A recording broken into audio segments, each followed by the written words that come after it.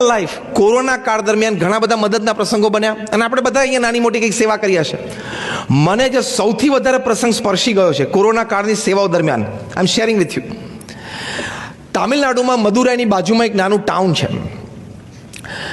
પહેલો લોકડાઉન નક્કી થયો આઈ થિંક 24 એપ્રિલ 2020. એટલે બધા માઇગ્રન્ટ વર્કર્સ તામિલનાડુ છોડીને ઓરિસ્સા, બિહાર, ઉત્તર પ્રદેશ પાછા જતા હતા. ત્યાં એક બાર્બરની શોપ હતી રોડ ઉપર જ, એટલે હેર કટિંગ સલૂન હતું. એમની નાની 13 વર્ષની દીકરી એ જોયા કરે, કારણ કે નીચે સલૂન હતું, ઉપર રૂમ કે બાજુની રૂમમાં ફેમિલી રહેતું હતું. એટલે જોયા કરે કે આ બધા માઇગ્રન્ટ વર્કર્સ જાય છે, ઘણા બિચારા ચંપલ નથી પહેર્યા અને જેટલું ખભા પર ઉચકી શક્યા ઘર વખરી પતિ પત્નીનો સંતાનો લઈ શકે જાય છે. અને ઘણાના ચહેરા બિચારા થાકી ગયા હતા, મૂર્છાઈ ગયા હતા, ભૂખ્યા હતા. આ 13 વર્ષની દીકરી ભણવામાં હોશિયાર. એની ઈચ્છા હતી કે મારે યુપીએસસી ક્લિયર કરીને મારે પબ્લિક સર્વિસીસ કરવી છે. એટલે આ એમના પિતાશ્રી, બાળકીના પિતાશ્રી, એમણે બહુ મહેનત કરીને 5 લાખ રૂપિયાની એફડી બનાવેલી કે આ દીકરીના ભણતર માટે. દીકરીને ખબર, દીકરીએ જઈને પપ્પાને કીધું, પપ્પા મારી એક વિનંતી છે. એટલે પપ્પાએ કીધું શું? કે આપણે આ જે 5 લાખની જે એફડી છે ને એ આપણે અત્યારે વાપરી કાઢીએ. બિચારા લોકો જાય છે, નાના સંતાનો છે, લોકો પાસે જમવાનું કંઈ છે નહીં, તો આપણે 5 લાખ રૂપિયાનું અનાજ લાવીએ અને એ અનાજમાંથી મોહલ્લાના, સોસાયટીના બધા બહેનો ભેગા થઈને આપણે ભોજન પકાવીએ અને પછી એના પેકેટ્સ કરીને આપણે આ બધા માઇગ્રન્ટ વર્કર્સને આપીએ. એના પિતાશ્રીના માતૃશ્રીના આંખમાં આંસુ આવી ગયા કે બેટા પણ હવે આ મારી પાસે એક જ મૂડી છે તને ભણાવવા માટેની. ત્યાં દીકરીએ કહ્યું, કેવા સંસ્કાર હશે ને, કે પપ્પા એ તો કદાચ ફરી વખત મળી રહેશે, પણ આ સેવા આપણા દેશવાસીઓની આપણને ફરી વખત નહીં મળે. અને આપણા ઘરની આગળથી આટલી મોટી લાઈન ઉઘાડા પગે ભૂખ્યા પેટે જતી હોય એ આપણાથી જોવાય નહીં. અને ફાધરે કીધું ઓકે. એટલે એ લોકોનું અનાજ લાવ્યા, મોહલ્લાના બધા સોસાયટીના બધા બહેનો ભેગા થઈને રસોઈઓ કરી, પેકેટ્સ કર્યા અને બધા રોડ ઉપર ડિસ્ટ્રીબ્યુટ કરી દીધા અને 5 લાખ રૂપિયા વપરાઈ ગયા.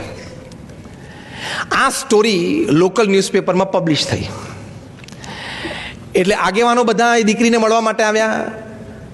તામિલનાડુના ચીફ મિનિસ્ટર પણ એમને મળવા માટે આવ્યા. એ વખતે અત્યારે છે એના આગલા ચીફ મિનિસ્ટર હતા પલાની સ્વામી, એ એમને મળવા માટે રૂબરૂ આવ્યા.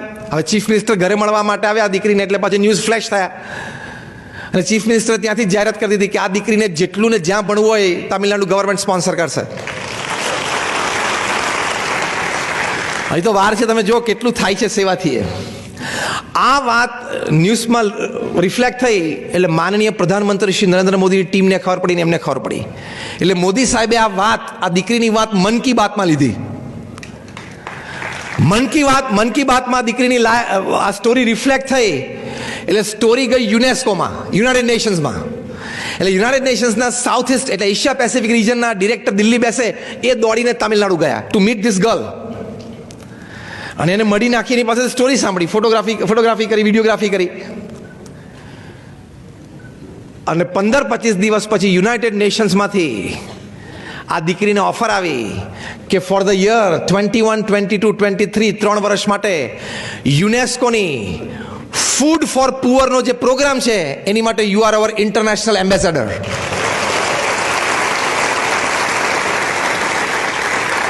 આ હેર કટિંગ સલૂન જે વ્યક્તિ ચલાવતા હતા એનું નામ સી મોહન અને આ 13 વર્ષની દીકરીનું નામ સી નેત્રા. તમે આ નામ નાખીને ગૂગલ ઉપર આ સ્ટોરી વાંચજો, વેરી ઇન્ટરેસ્ટિંગ, ઇન્સ્પાયરિંગ. તો યુનાઇટેડ નેશન્સના ફૂડ ફોર પુઅર એનો જે પ્રોગ્રામ છે, સ્પેશિયલી આફ્રિકન કન્ટ્રીઝ અને પુઅર એશિયન કન્ટ્રીઝમાં ચાલે છે, એની શી બીકેમ એન ઇન્ટરનેશનલ એમ્બેસેડર.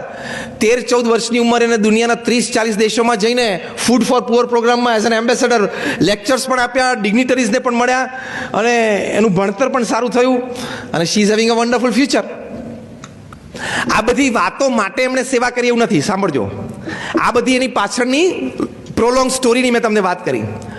પણ તમારા હૃદયમાં નિસ્વાર્થ સેવા હોય, He is there to note it and he is there to give it back to you. ભગવાન તો જાણે છે ને કે આના હૃદયમાં નિસ્વાર્થ સેવાની ભાવના છે અને ભગવાન જાણે છે અને ભગવાન એ યોગ્ય સમયે એનું વળતર પણ આપે છે. એ સિદ્ધાંત છે.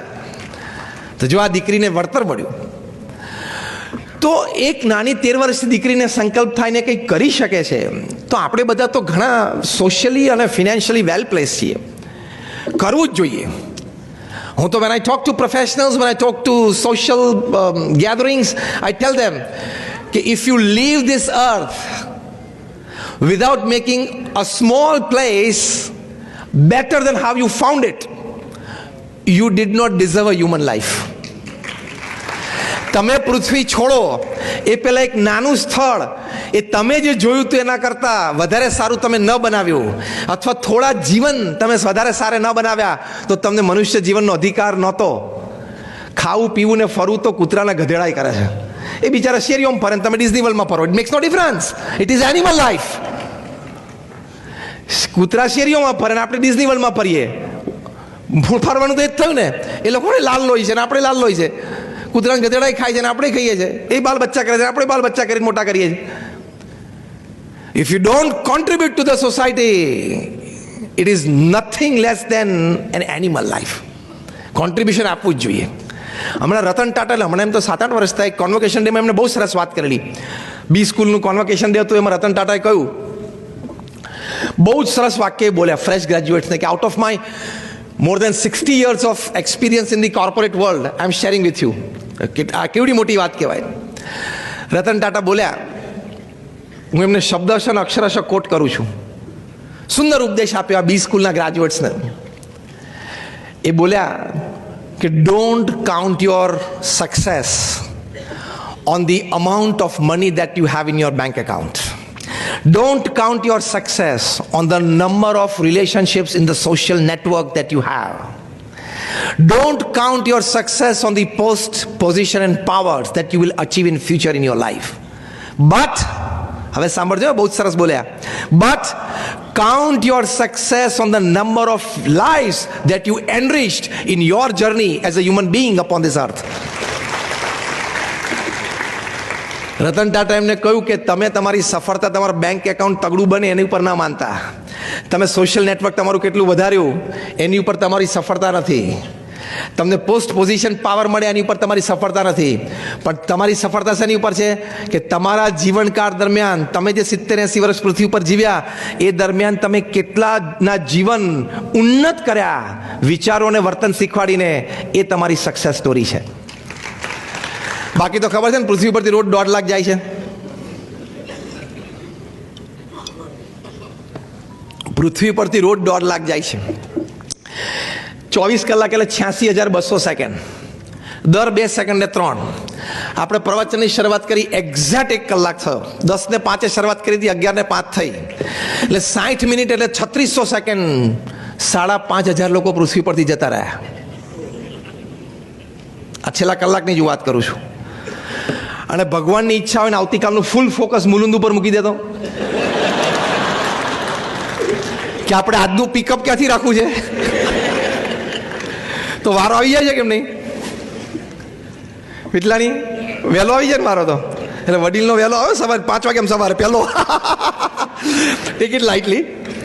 What I mean to say is કે પૃથ્વી ઉપરથી રોજ 1.5 લાખ માણસ જાય છે, એમાં એક દિવસ આપણે પણ જવાનું છે ને જશું.